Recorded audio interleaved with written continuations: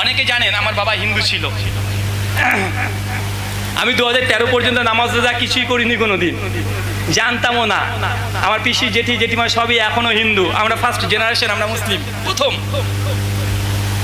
তো আমার খুব ভালো মনে পড়ে ক্লাস যখন 9-এ আমি পড়ি, সেই সময়তে আমার বাবা তার একটা মানসা ছিল। মানসা বোঝেন? মানত কি মানত ছিল? দেবী দুর্গা 10 হাতে 10খানা সন্দেশ দেবে। আমার পিসিমা এসেছে, তার এখনো হিন্দু। আব্বা তখন কিনে দিয়েছে, তার বোন হয়, এই যা তোর পিসির সঙ্গে গিয়ে দেবী দুর্গা 10 হাতে 10খানা বাতাসা দিয়ে আয়, সরি সন্দেশ, কালাকান। তা আমি চলে গিয়েছি, দিয়ে এসেছি। তো পিসির সঙ্গে আস্তে আস্তে গল্প হচ্ছে, অনেক ভিড়, অজস্র ভিড় ওখানে। আমাদের করিমপুর নদিয়ায় চলে যাবেন, ওখানে আছে করিমপুরে, যেটাকে বলে হুগল বাড়িয়া, অনেকে নাম শুনবেন হয়তো বা। তো ওখানে পাশাপাশি দুটো মন্দির আছে, একটা কালী মন্দির, একটা দেবী দুর্গার মন্দির, পাশাপাশি একসঙ্গে।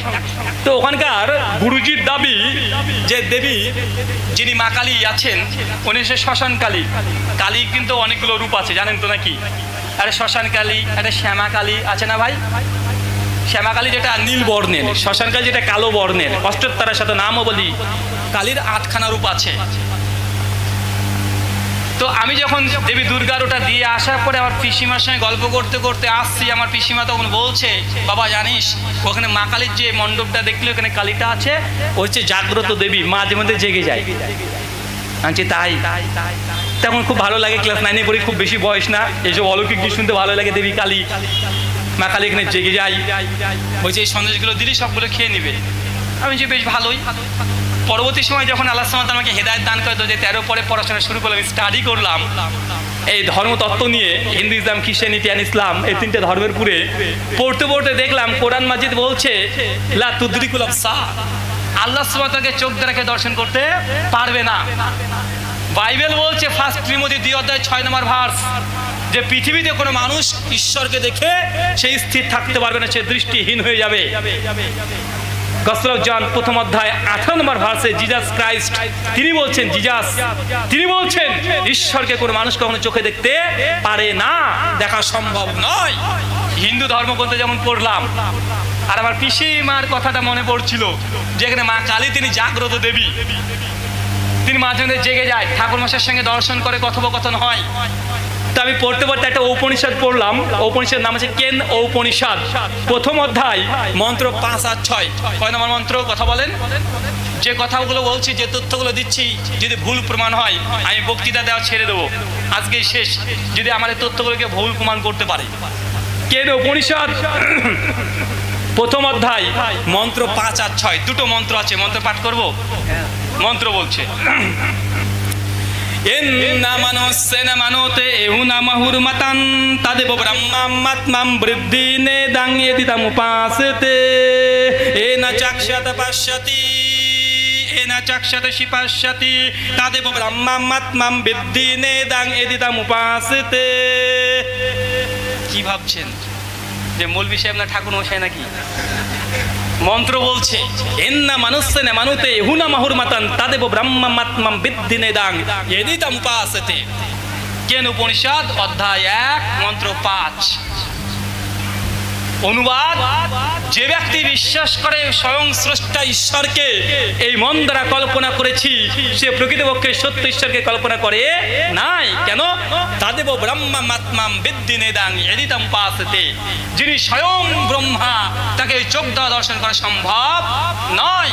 এনা চাক্ষাত পাশ্যতি এনা চাক্ষাত শিপাশ্যতি তাদেব ব্রহ্মাত্মাম বিদ্ধিনে দাং এদিতাম উপাসতে। আর যে ব্যক্তি বলে স্বয়ং স্রষ্টা ব্রহ্মাকে আমি চোখ দ্বারা দর্শন করেছি, সে সত্যিকারে ব্রহ্মাকে দেখে নাই, কারণ যিনি ব্রহ্মা তাকে চোখ দ্বারা দর্শন করা সম্ভব নয়। আমি তখন মনে মনে ভাবলাম, মা কালী তিনি যদি ভগবান হবেন, আর শাস্ত্র বলছে ভগবান যিনি পরমেশ্বর তাকে চোখ দ্বারা দর্শন করা সম্ভব নয়, তাহলে মা কালী কিভাবে জাগতে পারে বা কিভাবে তাকে মানুষ দেখতে পারে? তাহলে হতে পারে শাস্ত্রে ভুল কথা আছে, অথবা হতে পারে মানুষ যে দাবি করছে মা কালী জেগে গেছে বা তাকে আমি দর্শন করেছি, এই ব্যক্তি ভুল দাবি করছে। কারণ শাস্ত্র কোনো ভুল হতে পারে? কথা বলেন। ঈশ্বরের শাস্ত্র কোনো ভুল হতে পারে না, বরং মানুষ মিথ্যা কথা বলতে পারে।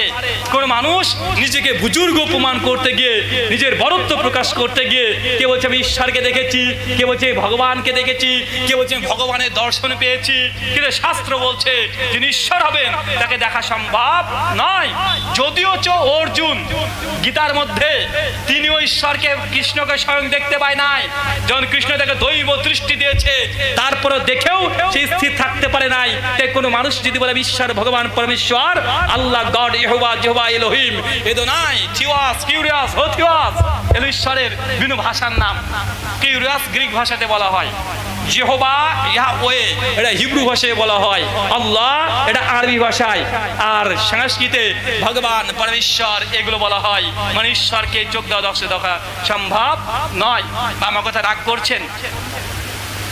জাস্ট আপনাকে এটা বলছি, দুটো জিনিসকে মনে রাখবেন। এক ঈশ্বর, একটা কুসংস্কার। মানে ঈশ্বর আর শরীক, যখনই কোনো জিনিসকে আল্লাহর সঙ্গে শরীক করছেন, শিরিক করছেন, এটা হচ্ছে আল্লাহকে অপমান করা হয়। কি করা হয়? কথা বলেন। আল্লাহকে অপমান করা হয়। আল্লাহ হচ্ছে রিজিক দাতা, আল্লাহ মানুষকে খাদ্য দিয়ে থাকে, অর্থ দিয়ে থাকে, কিন্তু আপনি যে ধূপকাঠি পরে নির্ভর করেন, এটাকে বলা হয় শিরিক করা। ওটা বিশ্ব জগতের সবচাইতে নিকৃষ্ট বড় পাপ, অন্যায় এই শিরিক করা, আল্লাহর সঙ্গে শরীক করা। আল্লাহ বলছে কুতিলতা বা হুররিকতা, যদিও তোমাকে হত্যা করা হয় এবং আগুনে পুড়িয়ে ছারখার করে দেওয়া হয়, লা তুশরিক বিল্লাহ, তো তুমি কখনোই আল্লাহর সঙ্গে শিরিক করো না। অথচ আমরা মুসলমান মাত্র 2-4টে টাকা পয়সার জন্য আল্লাহর সঙ্গে শিরিক করি কি করি না? করি।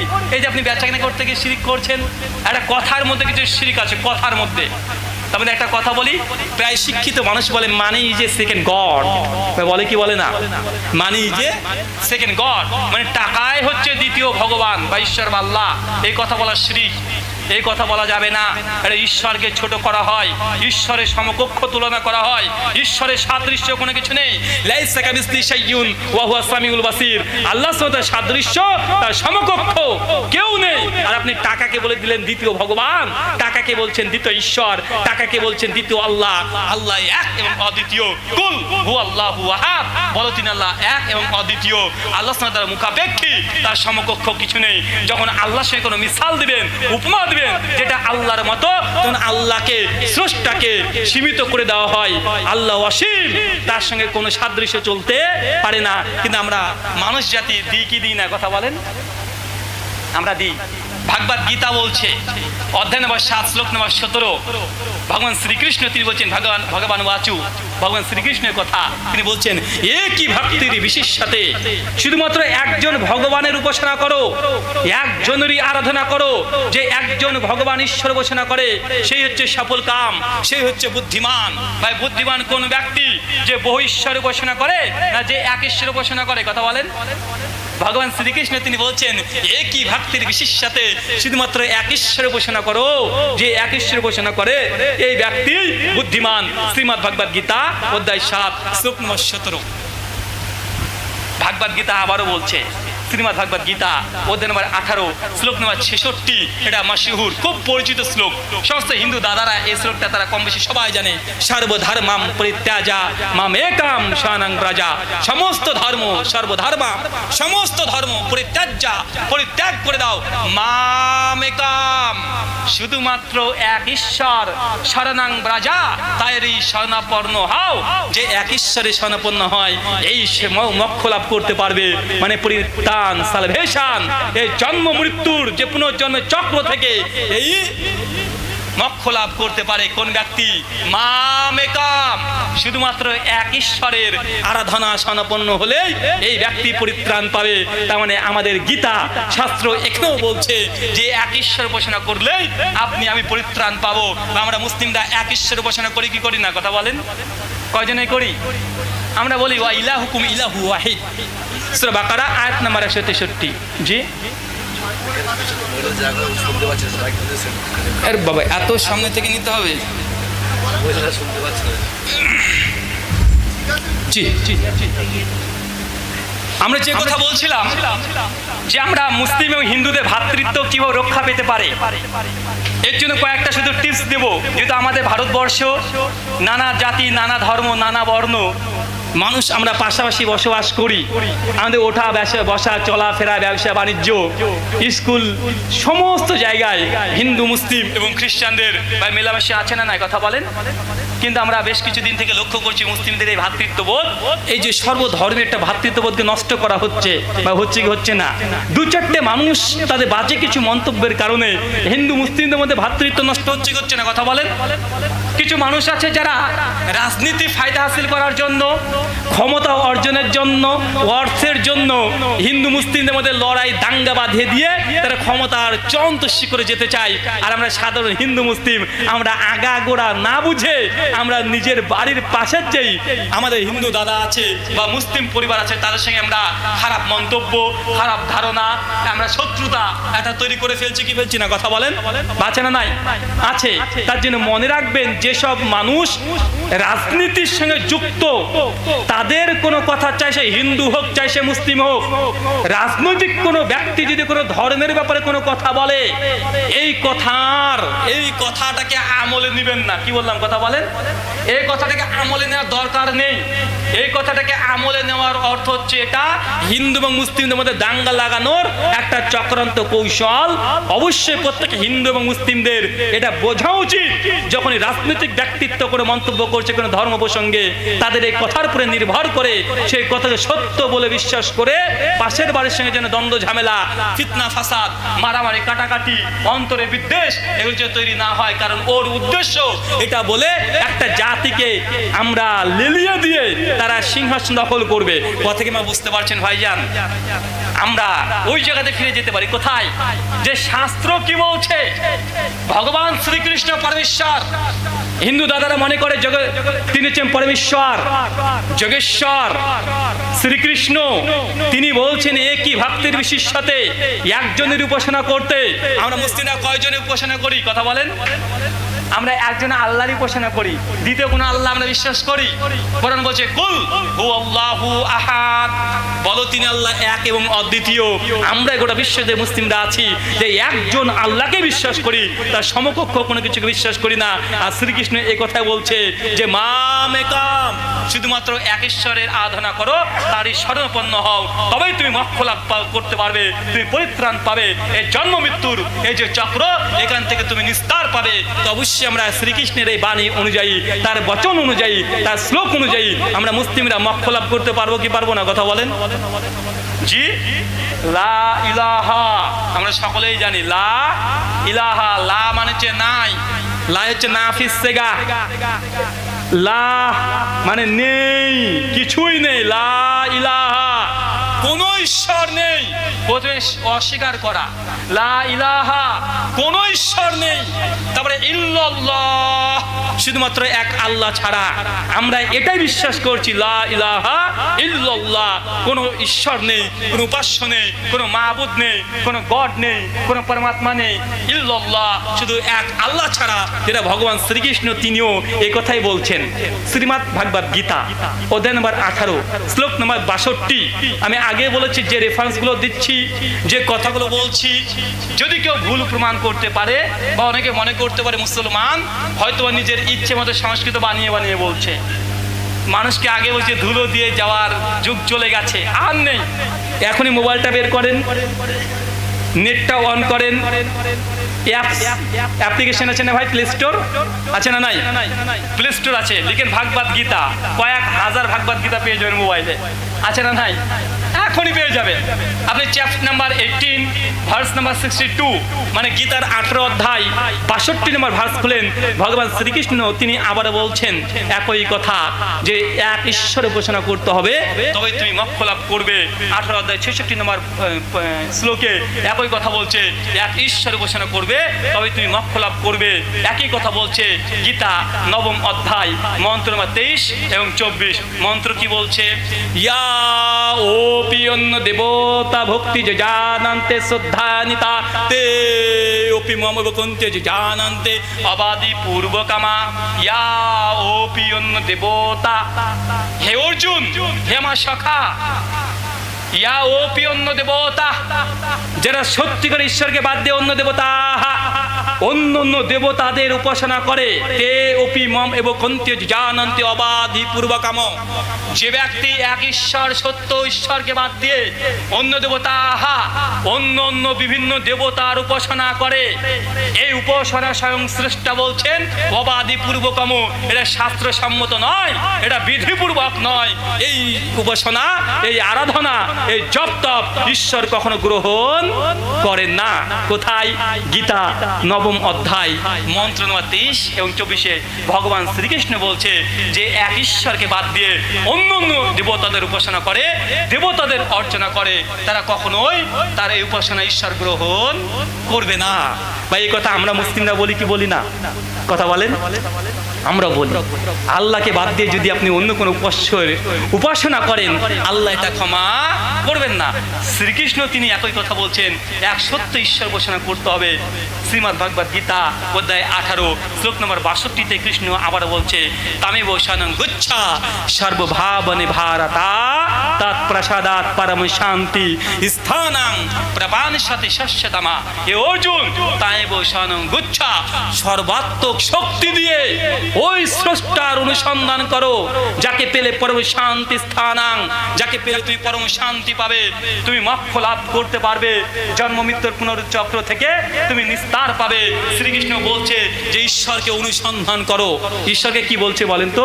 তামেব শরণং গচ্ছা সর্বভাবনে ভারতা, সর্বাত্মক ভাবে ওই ঈশ্বরকে অনুসন্ধান করো। ঈশ্বরকে খুঁজতে হবে। আপনি ঈশ্বরকে যদি না খুঁজেন, পৃথিবীতে এখন কোটি কোটি ঈশ্বর, মানুষের চাইতে ঈশ্বর বেশি হয়ে গেছে এখন, আছে না নাই? কথা বলেন ভাই, মানুষের চেয়ে ঈশ্বর বেশি না? আমরা মুসলিমরা বলছি দেখো আমাদের আল্লাহ, ইনি সমস্ত কিছু করতে পারে। আমরা পরিষ্কার বলি যে ভগবান শ্রীকৃষ্ণ তিনি ঈশ্বর নন, শিব তিনিও ঈশ্বর নন।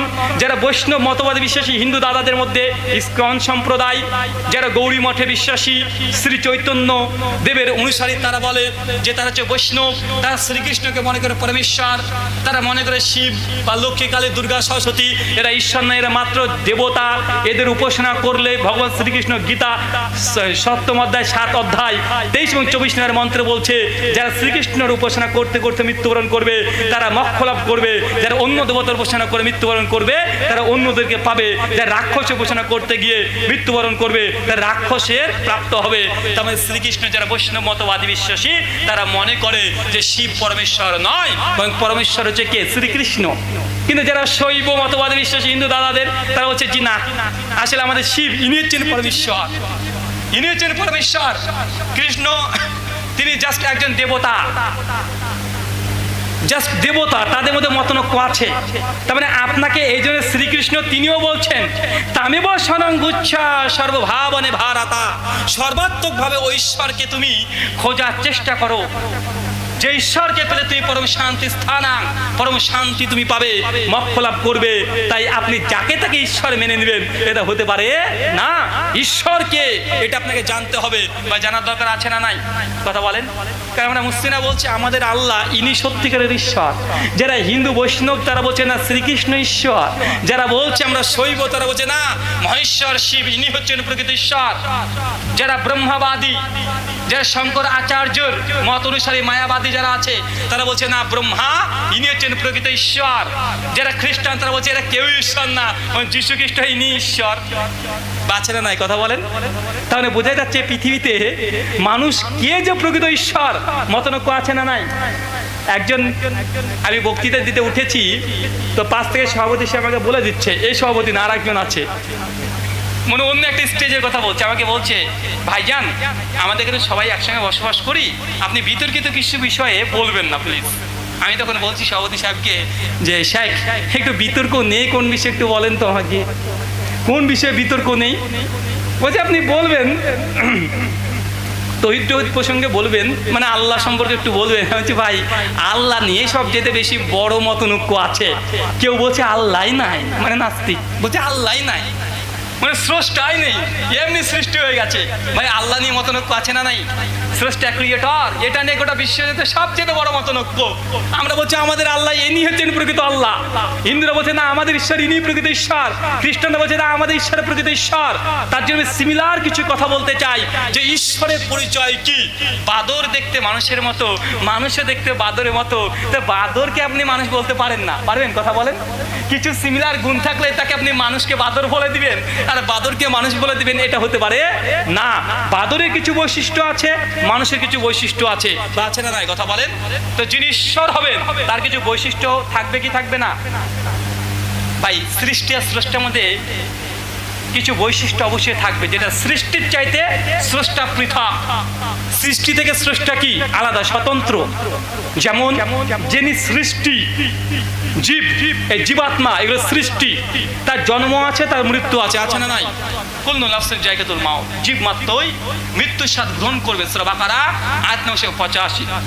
ভাগবত গীতা অধ্যায় 2 মন্ত্র 31, যিনি জন্মিয়েছেন তিনি মৃত্যুবরণ করবেন। মানে জীব সৃষ্টি, তার দৃষ্টয় আছে, ধ্বংস আছে, মৃত্যু আছে। যিনি স্রষ্টা তার কি মৃত্যু আছে? কথা বলেন। যিনি স্রষ্টা হবেন তার মৃত্যু হয় না। আল্লাহ সুবহানাহু ওয়া তাআলা বলছেন পবিত্র কোরআন সূরা বাকারা সূরা নম্বর 2 আয়াত নম্বর 255, আয়াতুল কুরসি সকলে আমরা জানি, ওয়াল হাইয়ুল কাইয়্যুম, তিনি চিরঞ্জীব, চিরস্থায়ী। আল্লাহ সুবহানাহু ওয়া তাআলা মৃত্যুবরণ করেন না, বা আল্লাহ মৃত্যুবরণ করবে? আল্লাহ মৃত্যুবরণ করবে না। কুল্লু মান আলাইহা ফান ওয়া ইয়াবকা ওয়াজহু রাব্বিকা যুল জালালি ওয়াল ইকরাম, সমস্ত কিছু ধ্বংস হয়ে যাবে, কিন্তু আল্লাহ সুবহানাহু ওয়া তাআলা যে স্রষ্টা তিনি ধ্বংস হবেন না। সূরা রহমান সূরা 67 আয়াত নম্বর 25, 26, 27। মানে আল্লাহ বা স্রষ্টার একটা গুণ হচ্ছে এটা যে তিনি মৃত্যুবরণ করবেন না। স্রষ্টা কখনো মৃত্যুবরণ করতে পারে না। ভাগবত গীতা বলছে অধ্যায় নম্বর 10 শ্লোক নম্বর 3, শ্রীকৃষ্ণ তিনি বলছেন, ইয়ামাম মাজাম মানাদিম চ বিত্তলোক মাহেশ্বরাম আসাম মুরা সুমেরচু সর্ব পাপেই প্রমুচ্ছতে। ইয়ামাম আজাম অনাদি, শ্রীকৃষ্ণ বলছে ইয়ামাম আজাম অনাদি, যে ব্যক্তি বিশ্বাস করে স্বয়ং স্রষ্টা ঈশ্বর আজাম, জন্মগ্রহণ করে না, অনাদি, যার কোনো মৃত্যু নেই, অনাদি, চিরস্থায়ী, হাইয়ুল কাইয়্যুম, চিরঞ্জীব, চিরস্থায়ী, সর্ব পাপে হি প্রমুচ্ছতে, এই ব্যক্তি সমস্ত পাপ থেকে পরিত্রাণ পাবে। কোন ব্যক্তি? কথা বলেন। যে ব্যক্তি এমন ঈশ্বরে বিশ্বাস করে যে ঈশ্বর কখনো মৃত্যুবরণ করে না, এই ব্যক্তি সমস্ত পাপ থেকে মুক্তি পাবে। এখন বলুন তো, আমরা যে আল্লাহকে বিশ্বাস করি, আমাদের আল্লাহ তিনি কি মৃত্যুবরণ করেছেন? কথা বলেন। ইন্না লিল্লাহি ওয়া ইন্না ইলাইহি রাজিউন, আল্লাহ কখনো মৃত্যুবরণ করতে পারে না, আল্লাহর কোনো মৃত্যু নেই। এখন আমি হিন্দু দাদাদেরকে বা পৃথিবীতে যারা যাকে স্রষ্টা যে বিশ্বাস করেন, আপনি আপনার স্রষ্টাকে দেখেন তো, আপনার স্রষ্টা কি মৃত্যুবরণ করেছে? যদি মৃত্যুবরণ করে, শ্রীকৃষ্ণ বলছে তিনি ঈশ্বর নন, কারণ ঈশ্বরে কখনো মৃত্যু হয় না, ঈশ্বর মৃত্যুবরণ করতে পারে না। ঈশ্বরের এটা বৈশিষ্ট্য নয় যে ঈশ্বর মৃত্যুবরণ করবে, এই ঈশ্বর কখনো সত্যিকার ঈশ্বর নয়। ঈশ্বরের আরেকটা বৈশিষ্ট্য আছে, যিনি ঈশ্বর হবেন তিনি কখনো জন্মগ্রহণ করেন না। ঈশ্বর জন্মগ্রহণ করবে? কথা বলেন। যিনি ঈশ্বর হবেন তিনি কখনো জন্মগ্রহণ করবেন না।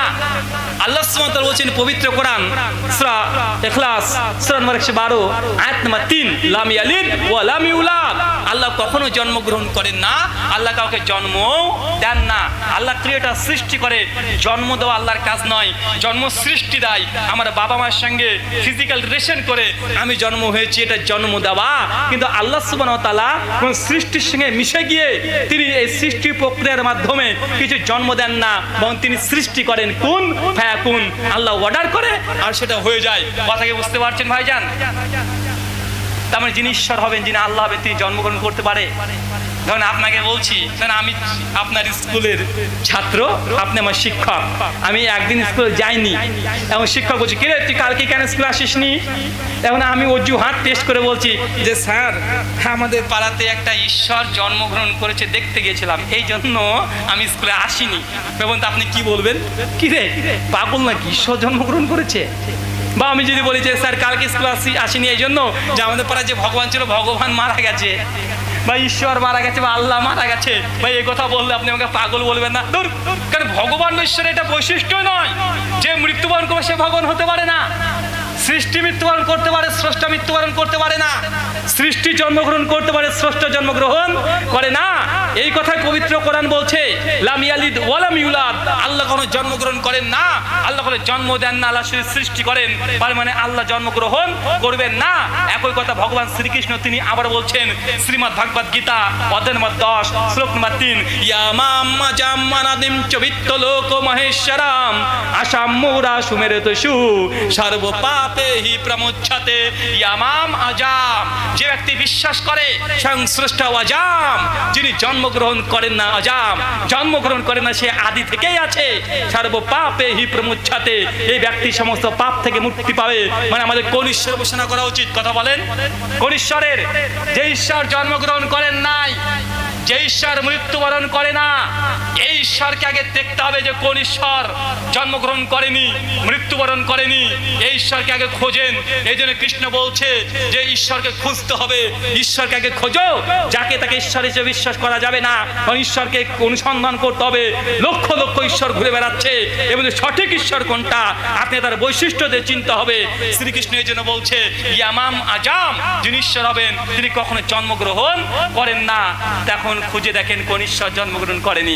আপনাকে প্রশ্ন করি ভাই যান, বলুন তো আল্লাহ কখনো জন্মগ্রহণ করেছে? আমরা বলেছি আল্লাহ আরবে জন্মগ্রহণ করেছে। কথা বলেন, আমরা বলি? আমরা তো বলি না। আল্লাহ তার স্রষ্টা, তিনি জন্মগ্রহণ করে না। একটা অভিযোগ আছে, কিছু কিছু মানুষ বলে, আমার পিসিমা আমাকে একদিন বলছে যে বাবা তোরা মুসলমান আমাদের শিব ঠাকুরকে বেঁধে রেখেছিস, তোরা খুব বদ। আমি তো বলছি পিসিমা কোথায় বেঁধে রাখলাম শিব ঠাকুরকে? উনি তখন বলছেন, আমার পিসিমার কথা বলছি, উনি তখন বলছেন যে কেন তোদের মক্কাতে আমাদের শিব ঠাকুরকে বেঁধে রেখেছিস তোরা? ভাই অনেকে অভিযোগ করে না যে মক্কাতে আমরা শিব ঠাকুরকে বেঁধে রেখেছি। কোনটা শিব ঠাকুর বলেন তো ভাই? মানে তারা বলতেছে হাজরে আসওয়াত, আরে কালো একটা পাথর আছে না, কাবা শরীফের সঙ্গে লাগানো আছে, এখন ওটাকে বলছে এটা আমাদের শিবলিঙ্গ, অথবা এটা আমাদের শিব ঠাকুর। আমার পিসিমা আল্লাহি আল্লাহর কসম করে বলছে, আমাকে বলছে যে তোমরা মুসলমান খুব বদ, তো কেন বদ? ওটা আমাদের শিব ঠাকুরকে বেঁধে রেখেছো। আজ পিসিমা শিব ঠাকুর সৌদি আরবে গেল কিভাবে? কারণ শিব ঠাকুরের যে ইতিহাসগুলো আমরা পাই শিব পুরাণ থেকে এবং শিব গীতা থেকে। অনেক মানুষ মনে করে গীতা শুধু ভাগবত গীতা, গীতা একখান না, গীতা টোটাল 36খানা গীতা আছে। গীতা কতটা আছে? 36খানা। শুধু ভাগবত গীতা এটা কৃষ্ণ গীতা, মূলত কৃষ্ণ গীতাকে ভাগবত গীতা বলা হয়। যারা শৈব তারা শিব গীতাতে বিশ্বাস করে। শিব গীতা প্রকাশনী হয়েছে, কলকাতা থেকে কিনে নিতে পারবেন। যারা আরো অন্য অন্য সেক্টরে বিশ্বাসী, যেমন শিব গীতা আছে, রাম গীতা আছে, গণেশ গীতা আছে। কথা বুঝতে পারছেন? আমি একটা মেয়ের সঙ্গে যখন ফোনে কথা বলছিলাম এক সময়তে, তো আমাকে বলছে, আমি যখন বলেছিলাম যে 35খানা গীতা আছে, উনি তখন আশ্চর্য আমাকে বলছে, কি বলেন 35খানা গীতা? মানে ও আশ্চর্য হয়েছে। আচ্ছা জি, 35খানা গীতা আছে। শিব যেটা ভাগবত গীতা 700খানা শ্লোক, এটা মূলত কৃষ্ণ গীতা, এটা কৃষ্ণের বচনগুলো আছে। শিব গীতাতে শিবের বচনগুলো আছে, গণেশ গীতাতে গণেশের আছে, রাম গীতাতে রামের কথাগুলো নকল করা হয়েছে। তো এইভাবেই শিব ঠাকুরকে আমরা বেঁধে রেখেছি। আমি তখন বললাম যে পিসিমা আসলে তোমাদের শিব ঠাকুর আমাদের সৌদি আরবে কোনোদিন যাইও নি, আমরা কখনো ধরিও নি, আর কখনো বাঁধিও নি। আর ভগবানকে কি ধরে বেঁধে রাখার জিনিস? এটা তো সম্ভব নয় যে ভগবানকে বেঁধে রাখবো। এটা কি বেঁধে রাখার জিনিস? কথা বলেন না। এই কথা বললে পিসিমা ভগবানকে অপমান করা হয়। উনি তো বুঝতে চান না যে ভগবানকে বেঁধে রেখেছি, ভগবানকে বাঁধা যায় না। ভগবানকে বাঁধলে ভগবানের অপমান করা হয়। তো বলছে না না, তবু তোমরা বেঁধে রেখেছো। মানে আমাদের হাজরে আসওয়াতকে বলছে এটা নাকি তাদের শিবলিঙ্গ। এটা আসলে শিবলিঙ্গ নয়, এটা হাজরে আসওয়াত নবী আদম আলাইহিস সালাম জান্নাত থেকে এটাকে নিয়ে এসেছিল। প্রথমে এটা কালার ছিল সাদা। কি ছিল কথা বলেন? সাদা। মানুষের পাপের কারণে এটা কালো আকার ধারণ করেছে, যেটা সহিহ বুখারী এবং মুসলিমে একাধিক বর্ণনাতে পাওয়া যায় এই হাজরে আসওয়াত। আর যেটা আপনারা দেখছেন যে অনেকটা শিবলিঙ্গের মতো লাগছে, মানে একটা সাইডে এগো বাধা আছে, ওটা আসলে হাজরে আসওয়াদ নয়। হাজরে আসওয়াদ আছে ভেতরে। ওমর বিন খাত্তাব রাদিয়াল্লাহু আনহু জামানাতে যখন টেম্পল অফ সুলাইমান যখন দখল করে, সেই সময় রোমানদের সঙ্গে যখন যুদ্ধ হয়, কুস্তান্তিনিয়ার যুদ্ধ হয়, সেই সময়তে একটা পর্যায়ে হাজরে আসওয়াদকে সঙ্গে সঙ্গে নিয়ে চলে গিয়েছিল। ওই যুদ্ধের কারণে ওখান থেকে কিছু ভেঙে টুকরো টুকরো হয়ে গিয়েছিল। তারপর ওই টুকরো টুকরো অংশ ওমর বিন খাত্তাবের জামানাতে আবার সেটা যুদ্ধে জয় করে ওটা নিয়ে আসা হয়। তারপরে নতুন করে হাজরে আসওয়াদ যে পাথরগুলো এখন একসঙ্গে নিচে ভাঙা ভাঙা আছে। কথা বুঝতে পারছেন? এখন গুগল সার্চ করে দেখলে আপনি পেয়ে যাবেন উইকিপিডিয়াতে হাজরে আসওয়াদ। আর পাশে যেটা কালো দেখছেন স্টিলের, ওটা জাস্ট একটা অ্যালুমিনিয়াম দিয়ে বাঁধা আছে, যেন চুম্বন করতে সুবিধা হয় এই জন্য। কথাই আমার বোঝা যায়? কিছুদিন আগে দেখছি বলছে ইসলাম ইজ প্যাগানিজম, মানে ইসলাম একটা পৌত্তলিক ধর্ম, ইসলামে মূর্তি পূজা আছে। কেন? বলছে তোমরা আরবে গিয়ে তোমরা ওই যে কালো পাথর চুম্বন করো, এই কালো পাথরের চুম্বন করা এবং কাবা শরীফকে 7 বার তাওয়াফ করা, এটা প্যাগানিজম, তাতে এটা পৌত্তলিকতা। তাই ইসলাম মূলত মূর্তি পূজায় বিশ্বাসী এবং ইসলাম প্যাগানিজমে বিশ্বাসী। তো ভাই, কোনো জিনিসকে তাওয়াফ তথা চক্র আকারে ঘোরা, এটা কি প্যাগানিজম? এটা কি মূর্তি পূজা বা পৌত্তলিকতা? জি না। কোনো জিনিসকে চুম্বন করা কখনোই পৌত্তলিকতা নয়। পৌত্তলিকতা তথা প্যাগানিজমের একটা বৈশিষ্ট্য হচ্ছে এটা, যে কোনো সৃষ্টি বস্তু এর মাধ্যমে অদৃশ্য কোনো ক্ষমতার উদ্দেশ্যে ভক্তি শ্রদ্ধা করা, ঈশ্বর জ্ঞান। কি বললাম? প্যাগানিজম মানে কি কোনো সৃষ্টিকে অদৃশ্য ক্ষমতার অধিকারে বিশ্বাস করা এবং ভক্তি এই জন্যই করছে, এটা মানে স্রষ্টার একটা প্রতীক বা স্বয়ং স্রষ্টা। এটা যে প্যাগানিজমের মূল বৈশিষ্ট্য। আপনি এখনই প্যাগানিজম উইকিপিডিয়া দেখেন, তাদের ডেফিনেশন দেওয়া আছে। অক্সফোর্ড ডিকশনারি দেখেন, প্যাগানিজমের বৈশিষ্ট্য দেওয়া আছে। তো ভাই বলুন তো, হাজরে আসওয়াদকে কি আমরা আল্লাহ মনে করি? কথা বলেন। হাজরে আসওয়াদকে কি আমরা মনে করি যে আল্লাহর অংশ?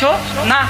এবং সহিহ বুখারী 1504 নম্বর হাদিস, কিতাবুল হজ, ওমর বিন খাত্তাব রাদিয়াল্লাহু আনহু একটা রিওয়ায়াত এসেছে যে তিনি হাতে একটা লাঠি নিয়েছেন, হাজরে আসওয়াদের কাছে গিয়েছেন, গিয়ে ধরেছেন, ঠোকাচ্ছেন না, বলছে হাজরে আসওয়াদ, তুই আমার উপকারও করতে পারিস না, ক্ষতিও করতে পারিস না, আমি তোকে চুম্বন দিচ্ছি, কিস করছি এই জন্য যে আমার নবী মুহাম্মদ রাসূলুল্লাহ সাল্লাল্লাহু আলাইহি সাল্লাম তিনি চুম্বন করেছে, এটা আমি দেখেছি, এই জন্য হাজরে আসওয়াদ থেকে চুম্বন করছি, তুই আমার ক্ষতিও করতে পারিস না, উপকারও করতে পারিস না। তো ভাই, আমরা এই কালো পাথর থেকে অদৃশ্য কোন আল্লাহর প্রতীক এটা আমরা বিশ্বাস করি? কথা বলেন না। বরং আমরা বিশ্বাস করছি ওমর বিন খাত্তাব বলছে নিজেই যে তুই আমার উপকারও করতে পারিস না, ক্ষতিও করতে পারিস না। তাই কালো পাথরের চুম্বন করা বা কিস করা এটা পৌত্তলিকতা বা মূর্তি পূজার সাদৃশ্য নয়। আর কোনো মূর্তি পূজারই পেগান তারা তাদের স্রষ্টার প্রতীককে কোনো চুম্বন করে তারা আরাধনা করে এমনটা নয়। করে কথা বলেন। যারা খ্রিস্টান আছে, খ্রিস্টান দুটো গ্রুপ, বড় বড় গ্রুপ আছে, একটা ক্যাথলিক আর একটা প্রোটেস্ট্যান্ট। যারা ক্যাথলিক তারা মাদার মেরিকে তারা বলে ঈশ্বরের মা। কথা বুঝতে পারছেন? আচ্ছা, আমার সময়টা বলে দেবেন, 1 মিনিট চলে এসেছে। ক্যাথলিকরা মনে করে মাদার মেরি, মারিয়াম আলাইহিস সালামকে মনে করে ঈশ্বরের মা, এবং ক্যাথলিক গির্জাগুলোতে দেখবেন মারিয়মের মূর্তি আছে বা আছে না, এবং ছবি আছে, তারা বলে মাদার গড, ঈশ্বরের মা। জি, মাদার গড তাই মনে করে। কোনো খ্রিস্টানকে দেখেছেন যে তারা মাদার মেরির মূর্তিতে চুম্বন করছে বা কিস করছে? করে না। কেন? কারণ চুম্বন করা এটা উপাসনার কোনো পদ্ধতি নয়। কোনো হিন্দু দাদাকে দেখবেন না যে কালীকে, দেবী কালী বা লক্ষ্মী বা সরস্বতী একে চুম্বন করছে, এটা উপাসনার পদ্ধতি নয়। আপনি আপনার স্ত্রীকেও কিস করেন, চুম্বন করেন, আপনি কি আপনার বউয়ের উপাসনা করছেন? বলেন। আমি আমার ছেলেকে চুম্বন করি, আমি কি আমার ছেলের চুম্বন করছি অর্থ কি উপাসনা, ওয়ার্শিপ করছি, ইবাদত করছি? না। চুম্বন করা এটা ইবাদত বা ওয়ার্শিপ নয়। চুম্বন ভালোবাসা সম্মানের জন্য করা হয়। কথাকে বুঝতে পারছেন? তাই হাজরে আসওয়াদকে চুম্বন করা এটা প্যাগানিজম নয়, এটা মূর্তি পূজারি নয়, আর ওটা শিবলিঙ্গও নয়। একটা মন্ত্র দিয়ে আজকে আলোচনা শেষ করব। শেখ চলে এসেছে মন্ত্রের শেষ অংশ, শ্বেতাসূত্র উপনিষদ অধ্যায় নম্বর 6 শ্লোক নম্বর 9। ওখানে পরিষ্কার হয়ে বলছে, নাচশ্চে কশ্চিৎ পাতিরাস্তি লোকো নাচে সীতালিঙ্গামা সাকারানাম কারণাপাদিপো নাচশ্চে কশ্চিৎ জেনিতা না জেনিপা। যিনি ঈশ্বর হবে, নাচশ্চে কাশ্চিৎ পাতিরাস্তি লোক না চেসিতা লিঙ্গামা নচা লিঙ্গামা, তার কোনো লিঙ্গই থাকবে না। শিবলিঙ্গ অনেক পরে কথা, যিনি ঈশ্বর হবেন। নচা লিঙ্গামা, তার কোনো লিঙ্গ থাকবে না, এটা ঈশ্বরের একটা বৈশিষ্ট্য। নচা লিঙ্গামা, তার কোনো লিঙ্গ থাকবে না। নাচাপাতি, তার কোনো স্বামী থাকবে না, এটা হচ্ছে ঈশ্বরের একটা গুণ। আল্লাহ সুবহানাহু ওয়া তাআলা এই কথাগুলো বোঝার তৌফিক দান করো। সকলে পড়ি আল্লাহুম্মা আমিন। আমার কথায় যদি কেউ যদি অনুভূতিতে আঘাত পান, আপনার কাছে অবশ্যই অন্তঃস্থল থেকে আমি ক্ষমা চেয়ে নিচ্ছি। কাউকে অনুভূতিতে আঘাত দেওয়ার জন্য আমি আলোচনা করিনি বা আলোচনা করার উদ্দেশ্য নয়, জাস্ট ঈশ্বর তত্ত্ব নিয়ে আলোচনা করতে গিয়ে এই দৃষ্টান্ত কিছু আমি আপনাকে দিলাম, এবং কিছু ভুল ধারণা যে মুসলিমদের সমাজে অন্য কেউ এসে বলে যায়, এই ধারণাগুলোকে যৎসামান্য খণ্ডন করার চেষ্টা করেছি। আল্লাহ সুবহানাহু ওয়া তাআলা এই কথাগুলোকে মানুষের অন্তরে ভালো হিসেবে গ্রহণ করার তৌফিক দান করো। সকলে পড়ি আল্লাহুম্মা আমিন। এ দাওয়া রেখে আজকের মতো আলোচনা শেষ করছি।